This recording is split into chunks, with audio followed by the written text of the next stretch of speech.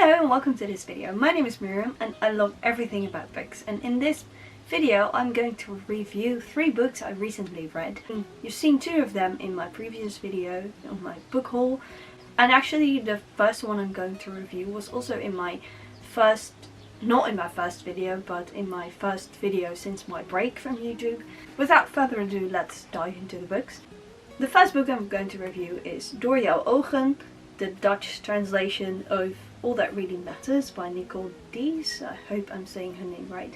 This is a Christian romance novel. I think it's a feel-good book, and it's fluffy and pink, and that's actually what I thought it would be, that it would be a very romantic story. The romance was very important, but actually this story is about an influencer. Her name is Molly, and because she needs her channel to grow at 1 million subscribers, she actually sets something up to do volunteering at a foster, not really like a foster care home, but the people after 18 who fall out of the foster care system.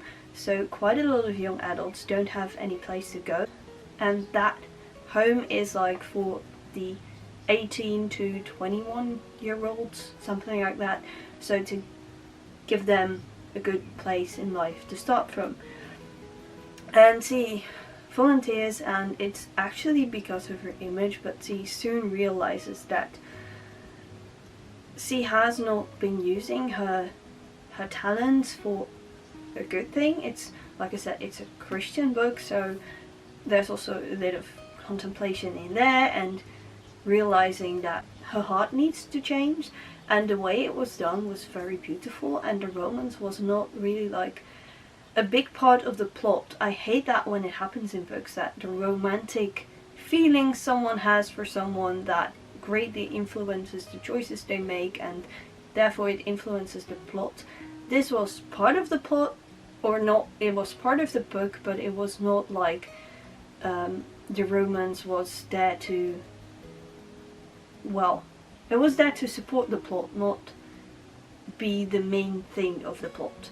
And I really like this book and the message it carries out. So the second book I'd like to review is also a translated book. It's in Dutch, it's called Het Kersenspoor. I've told you about this in my book haul video. The original title is The School Teacher of Saint Michel, and in the future I'm going to do a video about translations and why I read quite a lot of translated books, although my English is good enough to read those books in English, and also why a title translation doesn't say anything about the message of the book. Anyhow, I think I've already put some attention to that in my first video, but let's make a whole video out of it. But now for the book. This is a dual timeline novel and about World War II and well, present day, and for some reason I sort of I think that the market for books about the Second World War is flooded, and I don't think we should have a lot more books in that category. Well, I've read so many World War II novels, it's getting a bit, well, you sort of get the idea that almost everyone was in resistance and everyone was a good person, and that's not the case. But both the main characters are school teachers. Hannah is in present day England, she's a school teacher, and Lucy is a French school teacher during the Second World War, and with some, and actually what struck me about this book was that almost the entire village helps Jewish kids to escape the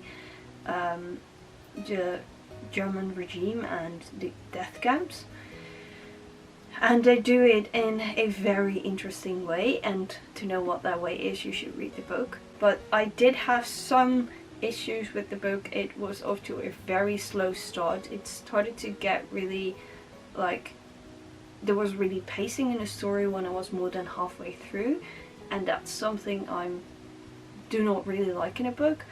And there were some things that I was like, how does Hannah know this from like only a tiny piece of paper? She tried to unveil the entire history of what her grandmother's role was in the story, because her grandmother has a role in the story. It also made me realize that that generation that lived through World War II is dying out, and all we've left is the stories they told us. And the last book I recently read is a very popular book, The Cat Who Saved Books.